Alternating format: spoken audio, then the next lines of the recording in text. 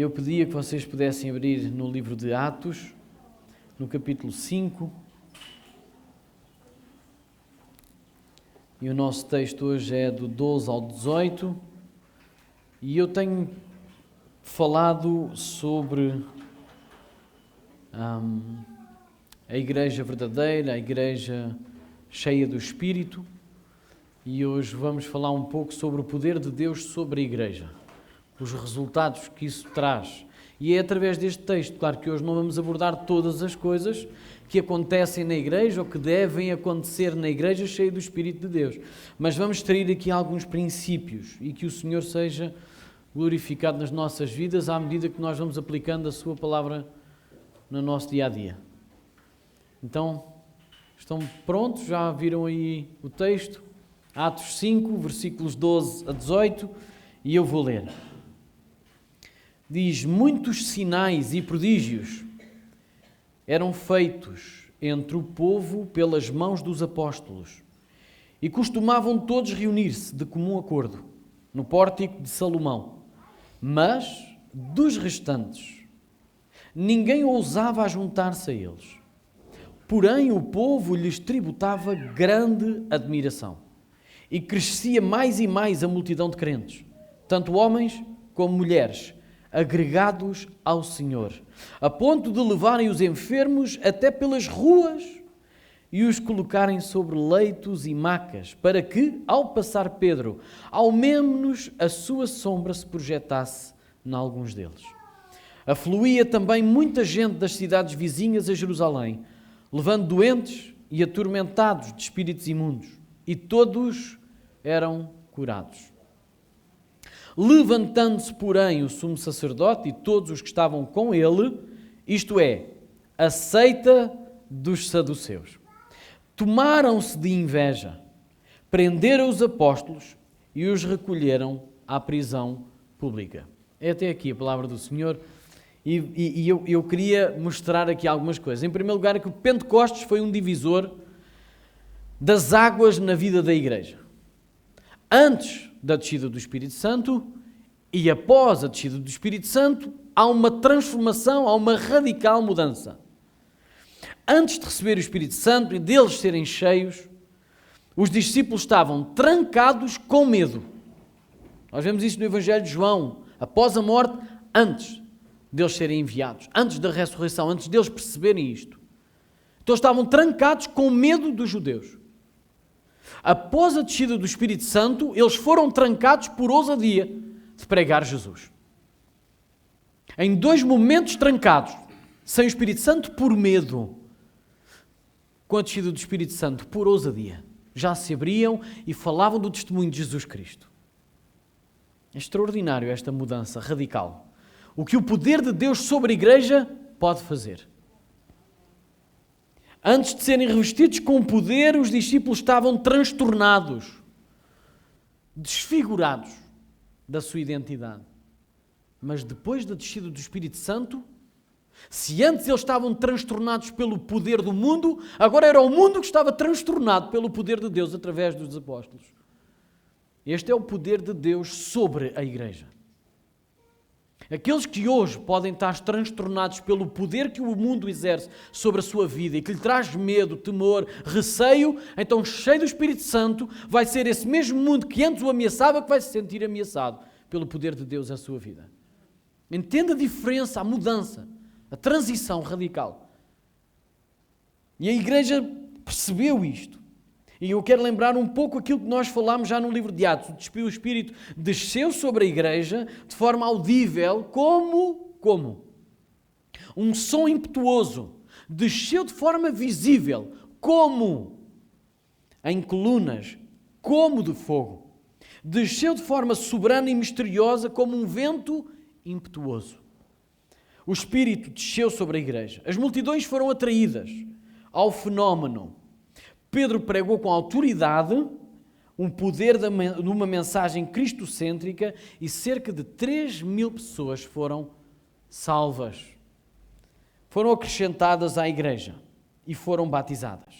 O Pedro encolhido agora era um gigante. Ouça, o Pedro vazio, ou seja, cheio de si mesmo, era uma formiga. Esvaziado dele e cheio do Espírito Santo, era um gigante. Um Pedro que não conseguia dizer uma palavra a não ser negar Jesus, cheio dele mesmo.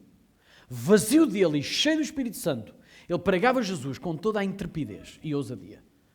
De tal forma que as pessoas eram atraídas a esse fenómeno, não só das línguas, não só do vento, mas da forma como Pedro pregou o Evangelho. Isso é que transformou 3.000 pessoas e adicionou 3.000 pessoas à igreja.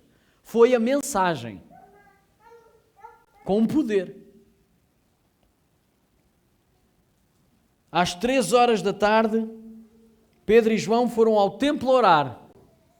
E aconteceu um milagre no nome do Senhor Jesus. Pedro não disse, olha, no meu nome ou no meu poder. Ele disse, olha, eu não tenho nada. Porque o que eu te posso dar era ouro ou prata.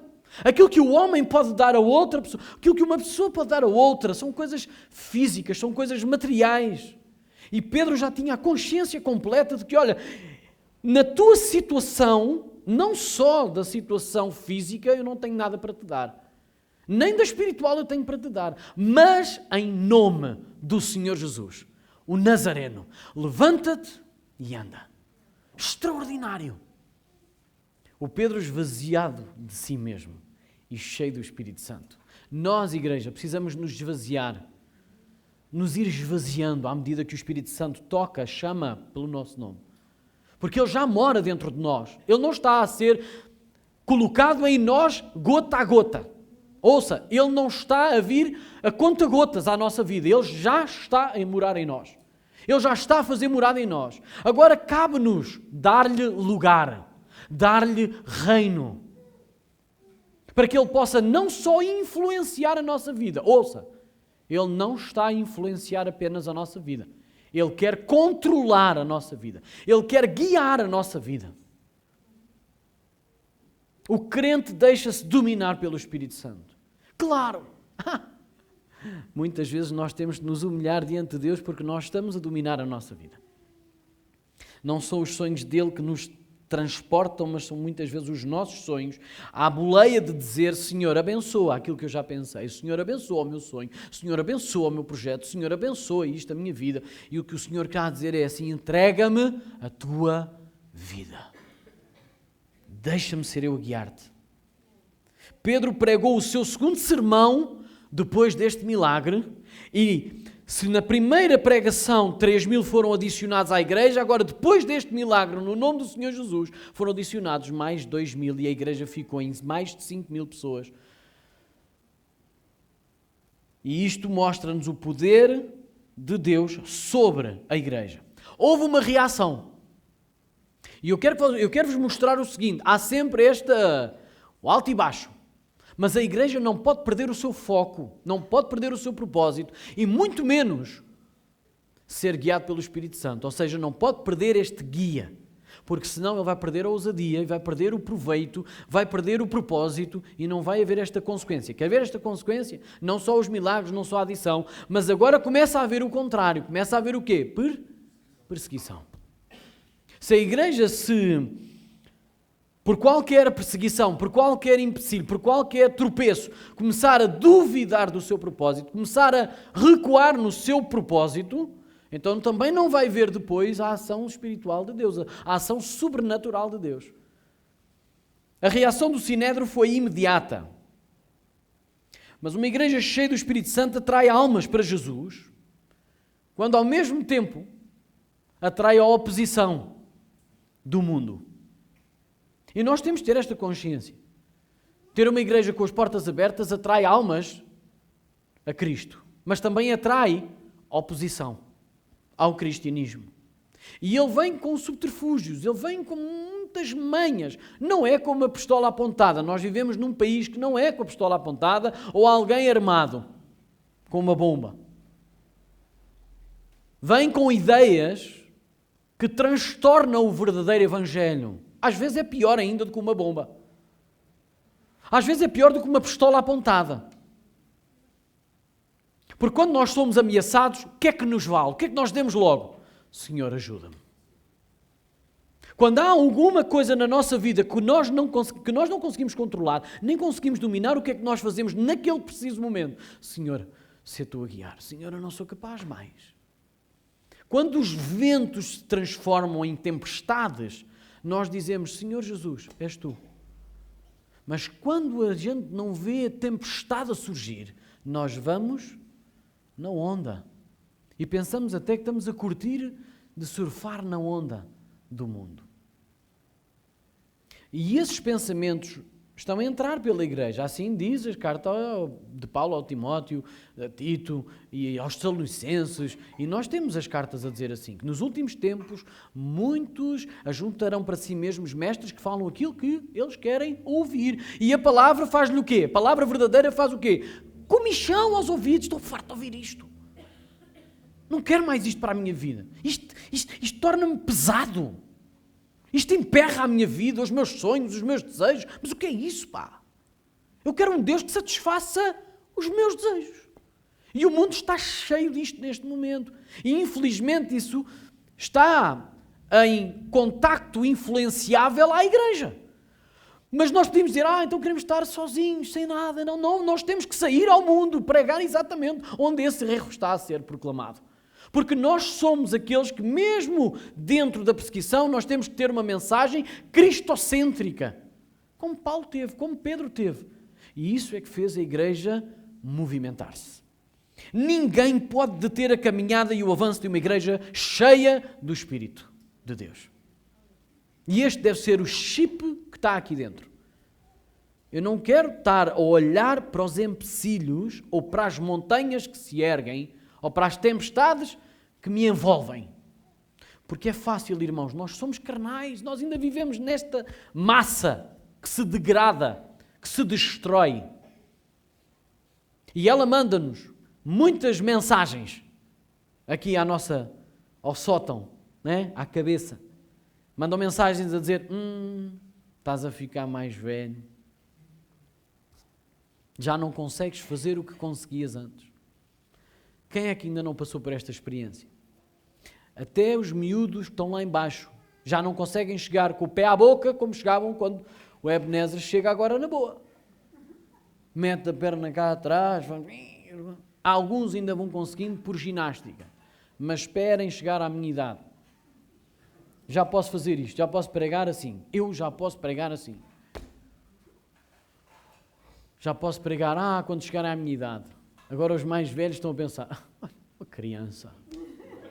Irmãos, querem ir correr comigo 5 km, se calhar vou atrás de vocês. O meu corpo também já pesa. São as mensagens que o Senhor nos dá automáticas, a dizer, lembra-te de mim durante a tua vida. Lembram-se de Eclesiastes? Quando as pernas começam a cansar, os olhos começam a fechar e a gente começa-se a lembrar do Criador. Então toda esta massa a regredir na sua capacidade é Deus a enviar-nos a sua mensagem a dizer, está mais próximo, meu querido. Está a cumprir-se a minha palavra. A morte vai libertar-te desse corpo maldito. E eu vou ser regenerado. Glória a Deus. Ela conhece esta igreja que é cheia do Espírito e que nada a pode deter na caminhada e no avanço. Ela conhece a sua raiz. Ela sabe que existe em Deus, por Deus e para Deus. Esta é a igreja verdadeira, a igreja saudável. Aquela que conhece a sua raiz e por isso enfrenta todas as perseguições, triunfando sobre as adversidades. Não há hipótese. Esta é a igreja cheia do Espírito Santo.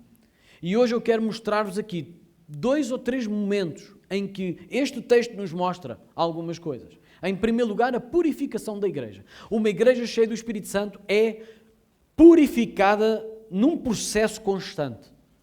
Só que nem todos gostamos do que é que isto quer dizer, purificada. Em primeiro lugar, há uma purificação individual. Sim ou não? Porque nós estamos a passar... Como é que o ouro é purificado? Como é que o ouro é purificado? Num extremo fogo ardente. Porquê? Porque precisa de tirar as impurezas, a nhaca, a porcaria, aquilo que não serve de glória para Deus e nem serve de benefício próprio. Ainda que nos custa muitas vezes limpar as impurezas porque estamos tão agarrados a elas que a gente não consigo viver sem isto. Conseguiram perceber? Não consigo viver sem isto. Era para dentro. Estava a mandar uma mensagem cá para as minhas entranhas. Mas a gente temos que nos libertar dessas impurezas que só nos vão pesando na caminhada e nós precisamos de andar para a frente. Versículo 12 diz: muitos sinais e prodígios eram feitos entre o povo pelas mãos dos apóstolos e costumavam todos reunir-se de comum acordo no pórtico de Salomão. Sabe que este versículo está agarrado a um outro atrás, a um episódio, Ananias e Safira. Sabe disso? Então a purificação da igreja não é só individual, mas ela também é coletiva. E nós não gostamos muito desta ideia. Mas este versículo de muitos sinais e prodígios eram feitos entre o povo, não é só milagres de uau, e ficaste, não tinhas pés, já tens 2, e mais um bocadinho, mais uma oração, ficas com 3. Não é nada disso. É a purificação da igreja. É tirar aquilo que não é saudável do corpo. Ouça, Ananias e Safira mostraram que não estavam a ser saudável para o corpo e o Espírito Santo de Deus limpou o corpo. Purificou a igreja naquele tempo. Não só limpou naquele momento, mas como trouxe temor. Leia comigo no versículo 11, 5:11. E sobreveio grande temor a toda a igreja e a todos quantos ouviram a notícia destes acontecimentos. O que é que isto traz? Oi, espera aí. O que é que se está a passar? Pensava que isto era só... muito fixe. A partir de agora isto é só benefícios. Porque olha, a fome está a desaparecer. Porque aqueles que têm em demasia, ou seja, o suficiente para abençoar outros, e aqueles que não têm praticamente nada, estão a ser uma comunidade. E está a haver aqui, não é um equilíbrio. Está a haver é o apagar das necessidades. São coisas diferentes. E eles, uau, isto é só benefício, fazer parte desta turma. Não, a purificação da igreja estava a ser uma coisa séria. Então as pessoas entenderam que fazer parte da igreja é algo sério. E não se pode brincar com o Espírito Santo de Deus. Em Atos 4:30 nós lemos que esses primeiros cristãos, depois da primeira prisão, que eu falei há pouco, eles oraram ao Senhor e disseram: enquanto tu estendes a tua mão e vais fazendo sinais, prodígios e maravilhas por intermédio do teu santo servo Jesus, dá-nos ousadia para que nós possamos pregar com toda a intrepidez a tua palavra. E esses sinais e maravilhas, eles viram que também incluía esta purificação. Porque quando Ananias e Safira começaram na mentira, Pedro foi lá e falou assim diretamente. Porquê é que mentiste não tendo essa necessidade? A propriedade não era tua? Não podias ficar com tudo? Não mentiste, porém, ao Espírito Santo. Tu querias mentir a Deus? Não dá. Pum! Caiu ali. Safira teve o mesmo tratamento.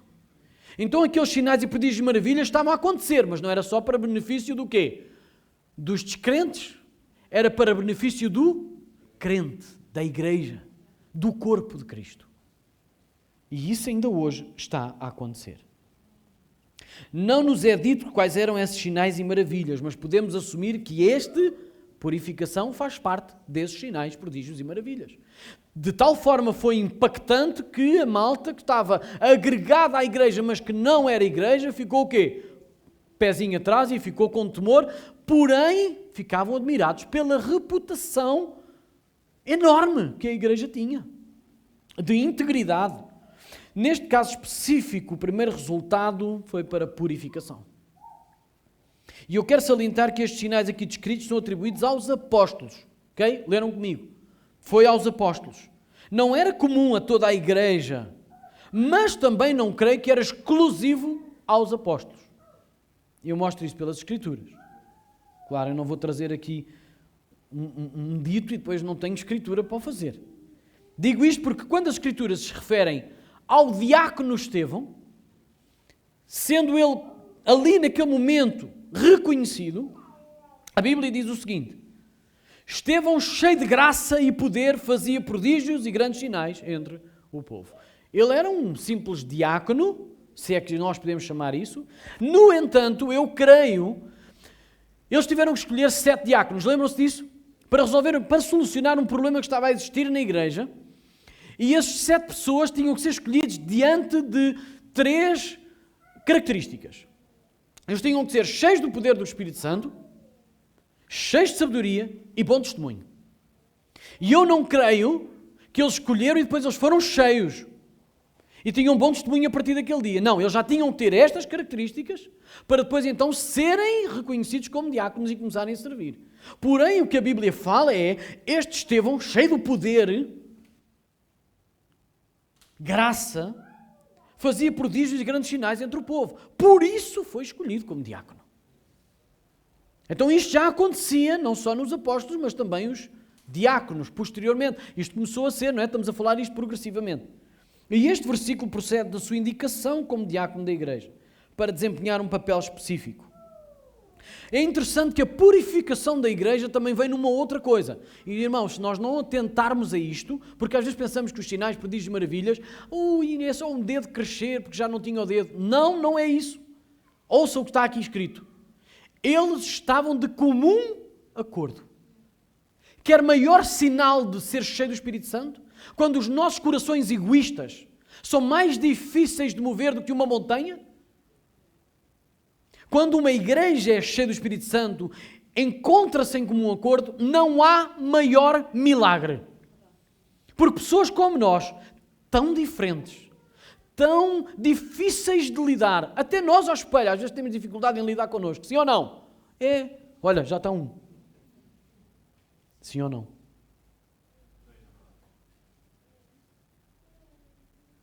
É verdade isto. Às vezes nós não conseguimos olhar para o espelho e pela vergonha nem conseguimos verbalizar certas e determinadas coisas. Então agora imagine uma igreja de comum acordo. Agora, claro, isto é uma coisa progressiva. Qual era o comum acordo que eles tinham? Reunir-se num mesmo lugar e testemunhar da mesma mensagem cristocêntrica para pregar e proclamar Cristo às gentes. Então eles tinham este comum acordo. E isto é uma coisa que nós podemos perceber. Então a purificação da identidade. Nós podemos ver que não havia relatividade em relação à mensagem, ao propósito e à própria identidade de ser cristão. Não havia pois tu és assim e eu sou assado. Não. Havia um comum acordo em várias coisas. Não só no lugar onde eles estavam a proclamar, porque eles encontravam-se no pórtico de Salomão, no templo. Sabe o que é que isso quer dizer? Que eles iam para a parte principal onde todas as pessoas entravam para ir ao átrio, ao centro do templo. Então as pessoas tinham que passar por lá. Era um pórtico, isto claro, nós hoje não temos o templo, isto são... Flávio José é que testemunhou algumas coisas e ele escreveu nos seus relatos. Então era um alpendre enorme onde cabia um monte de gente, mas era um alpendre fechado, ou seja, era coberto, era aberto com colunas, toda a gente podia entrar com a altura muito alta, mas tinha assim uma cobertura, e eles estavam lá a pregar o Evangelho às pessoas que entravam para o templo. Então eles tinham este comum acordo: vamos esconder-nos. Não, vamos pregar o Evangelho, porque esse é o nosso propósito. Então eles estavam comuns no lugar onde iam pregar, ou seja, à frente de toda a gente. Não nos vamos esconder. Vamos pregar uma mesma mensagem, que é cristocêntrica. Cristo é o centro. E nós vamos mostrar uma mesma identidade, a reputação ao máximo. Vamos ser íntegros. Não vá o Senhor Deus, através do poder do seu Espírito Santo, fazer-nos quinar para o lado, como Ananias e Safira. Então havia este testemunho enorme. Havia isto. Então a reputação da igreja ia crescendo, mas também o próprio número de crentes ia crescendo, aumentando. E isto é extraordinário. Diz assim no versículo 13 a 14. Mas dos restantes, ninguém ousava ajuntar-se a eles. Porém, o povo lhes tributava grande admiração. O que é que isto quer dizer, mas dos restantes?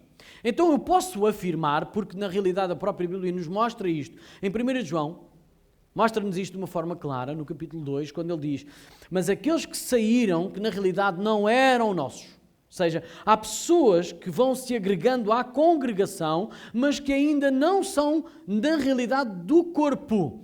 E a igreja não pode sacudir. Isso não é um trabalho da igreja, isso é um trabalho de Deus. Nós temos de nos manter o quê? Íntegros, em comum acordo com o Espírito de Deus e ser íntegros na palavra transmitida. E aí o Senhor é que vai fazendo a purificação do corpo. Vai alimentando quem precisa de ser alimentado, vai puxar para cima quem precisa de ser puxado, vai equilibrando quem está a levantar mais do que deve. É o Espírito Santo de Deus que vai mexendo essas coisas. A igreja tem que ser honesta e madura em reconhecer esse trabalho que o Espírito Santo está a fazer. Então a reputação e o crescimento da igreja são uma parte do poder de Deus sobre a igreja.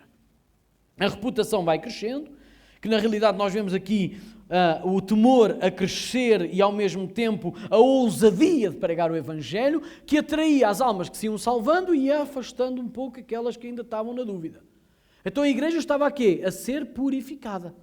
Eles sabiam quem era da igreja e quem estava apenas a visitar a igreja, a agregar-se, a ser parte ali de ouvir, porque gostava de ouvir, mas eu ainda não sou crente, eu ainda não faço parte. Então havia esta divisão, e é interessante ver esta divisão por parte do Espírito Santo. E a igreja entendia isso na sua reputação, porque apesar de eles terem temor e por isso não se agregavam por casualidade, deixa ver, isto se calhar é giro. Não, eles tinham temor, mas ao mesmo tempo aqueles que estavam completamente derretidos para Deus iam se juntando. E a igreja ia aumentando, o número ia aumentando. E não só, repara o que é que diz no versículo 14, e crescia mais e mais a multidão de crentes, tanto homens como mulheres, agregados ao Senhor. Este é um vínculo que nós estamos a perder, ou que temos perdido ao longo do tempo. Nós achamos que os crentes são nossos. Da igreja A, da igreja B, da igreja C. Mas a verdade é que quando Deus agrega alguém ao seu corpo, diz agregados ao Senhor. Porque eles não são crentes à igreja tal. Eles são crentes no Senhor. E pertencem ao Senhor. Agora, abençoam a igreja tal onde eles participam e têm comunhão. E de alguma forma exercem aquele vínculo que é saudável no dar contas. Porque é assim que a gente cresce. Dando contas uns aos outros. Em Hebreus 10, 26 diz exatamente: não façam como uns que deixam as suas congregações. Não, vocês devem frequentar regularmente. Para que vocês se vão admoestando uns aos outros. Quanto mais se aproxima aquele dia, para que vocês cresçam e sejam edificados, crescidos. Mas nós não pertencemos à igreja, no sentido de total. Nós somos parte da igreja, mas no Senhor. Então eles estavam a ser agregados ao Senhor. E é interessante, ele mostra, no texto, mostra que ao mesmo tempo que a igreja não, os que não eram da igreja tinham temor, a igreja em si aumentava. Embora as pessoas soubessem que ser cristão era uma coisa séria, isso não impedia que as pessoas fossem agregando ao Senhor. Porque diz que o Espírito de Deus movia-se com poder e a igreja crescia. É interessante ver que atualmente nós muitas vezes não temos esta expectativa do sobrenatural de Deus. A igreja anda a perder um pouco esta expectativa da sobrenatural de Deus, do poder de Deus sobre a igreja. Porquê? Porque nós entendemos que as coisas sobrenaturais de Deus são todas muito místicas. Mas o poder sobrenatural de Deus sobre a igreja é a transformação do crente. É o comum acordo cada vez alargar-se mais, ficar mais visível, mais purificado. É nós todos falarmos uma mesma língua. É nós todos apresentarmos o Senhor com a mesma ousadia. Com o mesmo formato. Não é sermos papagaios uns dos outros, não é isso que eu estou a dizer. Estou a dizer é que nós somos comuns no mesmo espírito. E o mesmo Espírito, ainda que use as pessoas de forma diferente, ele tem o mesmo propósito. Então a expectativa da ação sobrenatural de Deus ia crescendo. Porque estes crentes que se iam adicionando à igreja, vejam comigo no versículo 15, Diz, a ponto de levarem os enfermos até pelas ruas e os colocarem sobre leitos e macas, para que ao passar Pedro, ao menos a sua sombra se projetasse em alguns deles. Eles acreditavam tanto neste poder, nesta expectativa da graça sobrenatural de Deus, do poder de Deus, que eles, depois de crerem, iam buscar os enfermos à rua e punham-nos na rua onde sabiam que Pedro ia passar, para que ao menos a sua sombra passasse sobre eles. Você já viu o poder, ou seja, eu não estou a falar agora aqui do poder da sombra de Pedro, já vou lá chegar. Estou a falar da crença, da tal fé, da certeza absoluta desta graça sobrenatural de Deus, naqueles que iam sendo tocados pelo Espírito de Deus e agregados no Senhor. Eles não estavam naquela disputa de, eu também quero ter este poder. Lembram-se desse senhor, o Simeão, não era? Lembram-se dele? Na realidade, ele ainda não tinha entendido o que era fazer parte da igreja. Mas esta malta não estava a disputar o poder. Eles estavam com tanta vontade de que Deus se manifestasse, que eles iam buscar as pessoas com necessidades para que Pedro, ao passar, pelo menos a sombra dele lhes tocasse. É importante percebermos que o temor do crente pela santidade de Deus anda de braço dado com a ousadia do crente acerca do seu poder e da sua misericórdia. Não é aqui uma crença desfigurada ou sem algum temor daquilo que Deus é. Não, anda de braço dado. As pessoas tinham temor, mas eles agregavam-se ao Senhor e tinham a mesma ousadia. Anda de braço dado, o temor ao Senhor e a ousadia no Senhor. Entendeu isso? O reino do Senhor agora está em movimento. Eles estão a fazer acontecer. O reino do Senhor está a alargar-se. Está a fazer aquilo que na realidade Jesus tinha predito que ia acontecer. A era messiânica já tinha chegado. O ressuscitado e exaltado estava a ser pregado pelos apóstolos. E Ele é o mesmo Salvador apresentado nos Evangelhos, dando seguimento à sua obra por meio dos seus mensageiros. E a Igreja é a mensageira por excelência da sua palavra, do seu Salvador. Então aqui os milagres atestam a veracidade da mensagem. Ouça, os milagres não era para fazer Pedro ficar destacado dentro da Igreja. Os milagres aconteceram exatamente, pense nisto, se os apóstolos enviados por Cristo não tivessem o mesmo poder que Cristo naquela altura, como é que eles tinham a veracidade da palavra testificada? Eles iam dizer, ok, Jesus pregou isso. E dizem que ele foi ressuscitado. Ok, e ainda pomos aqui algumas dúvidas porque apenas alguns 500 e tal viram. Mas nós sabemos que ele pregou com poder e que Deus estava nele e sobre ele e através dele, porque os milagres que ele fazia atestava de quem ele vinha. Agora, vocês, não, o poder era o mesmo, visivelmente o mesmo, para atestar a mensagem de que eles falavam e pregavam o Cristo Salvador. Então, aqueles mesmos milagres que Jesus fez durante o tempo que estava aqui na Terra, então eles estavam o Espírito do Senhor estava a fazer através deles. E eles não pensaram ou nunca pensaram que era através deles. Será que a sombra de Pedro curava? O que é que o texto diz? Curava ou não? O texto não diz nada sobre isso. Diz que a fé da igreja, dos novos crentes, era tão grande que eles iam buscar pessoas para que ao menos a sombra de Pedro passasse por cima deles. Não diz que os curava. Nós é que automaticamente assimilamos e ficamos, a sombra de Pedro curou uma sara de gente. E havia um homem que estava... Não inventes, não está lá escrito nada disso. O texto não diz especificamente que as pessoas foram curadas pela sombra de Pedro. Apenas diz que as pessoas acreditavam que sim. E elas agiram segundo a sua fé. Não sabemos ao certo se as pessoas foram realmente curadas quando a sombra de Pedro passou sobre elas. As pessoas estavam tão convencidas da realidade e do poder de Deus, através dos apóstolos,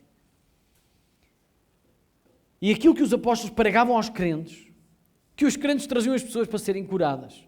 E mesmo que Pedro não lhes tocasse, ao menos a sua sombra podia fazer alguma coisa. Esta era a fé que estava a residir nos crentes daquela altura.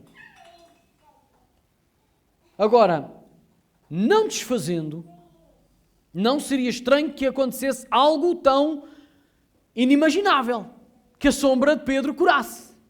Porquê? Porque o mesmo poder que estava em Cristo também estava através dos apóstolos neste momento, para atestar a veracidade da mensagem de o Cristo Salvador.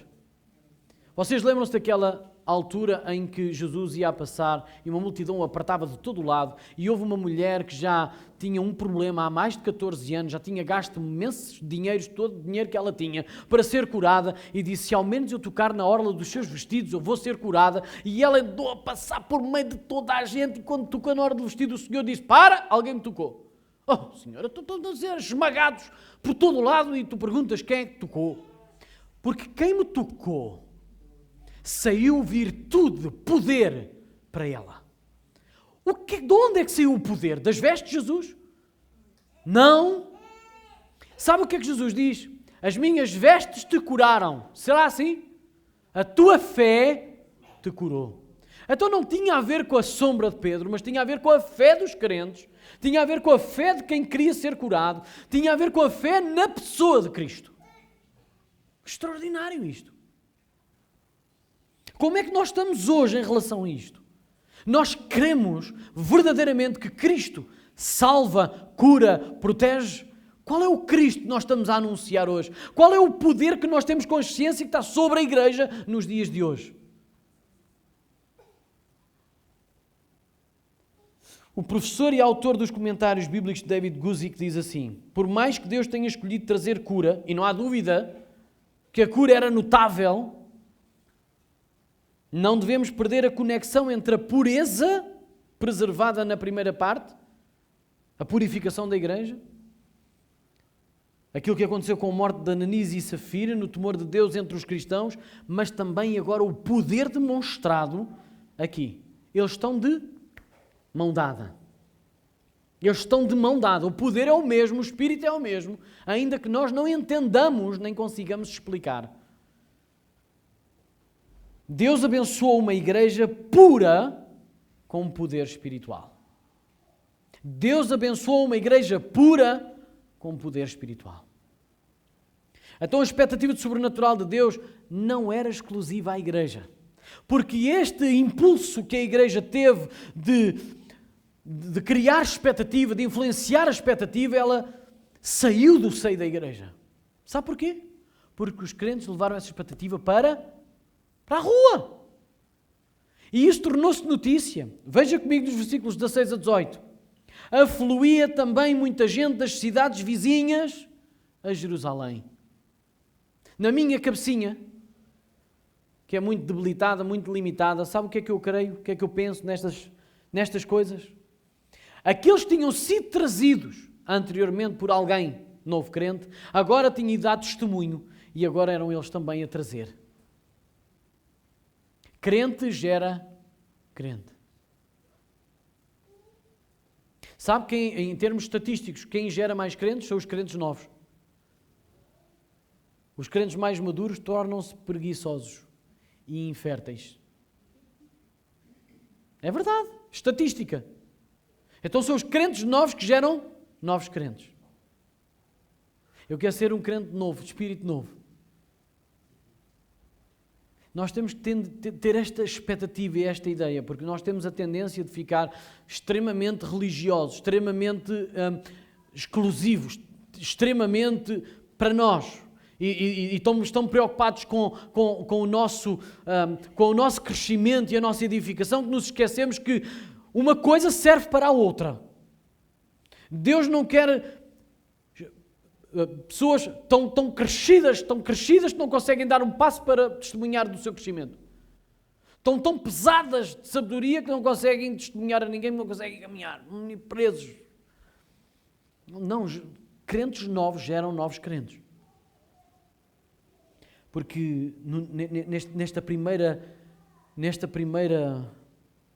experiência do amor de Deus, da graça divina, da sua misericórdia, do seu amor, nós ficamos tão extasiados que pensamos, eu não consigo guardar isto apenas para mim.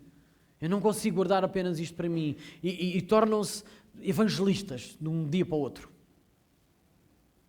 E sabe o que é que a igreja devia fazer, aqueles mais maduros? Guiar essas pessoas a fazê-lo logo com alguma maturidade, para que eles não saiam frustrados, para que eles não se sintam duvidosos, para que eles não desistam porque não tiveram resultado logo no primeiro dia, porque a mesma graça que os transformou parece oca nos ouvidos dos outros. Como é que é possível ele rejeitar aquilo que transformou a minha vida? Nunca vos aconteceu? A Olinda diz que sim, já disse várias vezes, ela já fez assim várias vezes, eu sei disso, porque a gente fala muitas vezes sobre isso, e depois torna-se quase tão repetitivo aquilo que nós dizemos às mesmas pessoas e dizemos, como é que as pessoas não abrem a cabeça?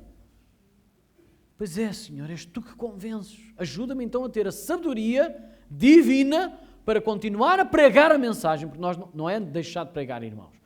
O segredo não está em deixar de pregar, está em pregar cada vez mais com sabedoria. E paralelamente trazer a nossa oração aos pés do Senhor e dizer, Senhor, eu não consigo convencer ninguém, mas tu consegues. Senhor, usa-me e transforma aquelas pessoas. Converte-os. Testifica do seu pecado. Testemunha do seu pecado.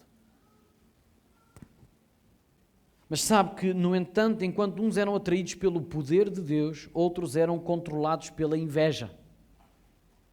Então, da mesma forma que a expectativa do poder de Deus atraía muitos para esse mesmo poder que estava a acontecer, também atraiu pessoas à inveja, controladas completamente pela inveja que tinham dentro de si. A palavra que Lucas usa aqui é a mesma quando ele quer dizer que as pessoas eram cheias do Espírito Santo. Em Atos, quando diz eles foram cheios do Espírito Santo, é a mesma palavra que diz que eles foram tomados de inveja. A palavra é ser completo de um sentimento que os controla. Por isso é que eu digo que ser cheio do Espírito Santo é nós darmos o domínio a Deus acerca da nossa vida. Porque quando diz que eles eram cheios do Espírito Santo, é que nós somos tomados de um impulso de Deus, vem de Deus, a dizer assim, Senhor, toma conta da minha vida, domina tu. Pega tu no volante e ser tu a conduzir a minha vida. É isto.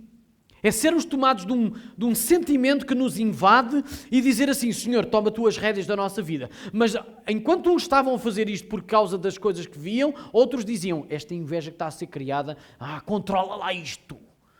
E eles controlavam, esta inveja controlava as pessoas, o sinédrio principalmente. Mas sabe uma coisa, esta perseguição não esmagou a igreja de Cristo, aquela igreja que está cheia do Espírito Santo. Pelo contrário, motivou ainda mais. Porque a igreja cheia do Espírito Santo não se detém na caminhada de pregar e alongar o reino de Deus no coração das pessoas.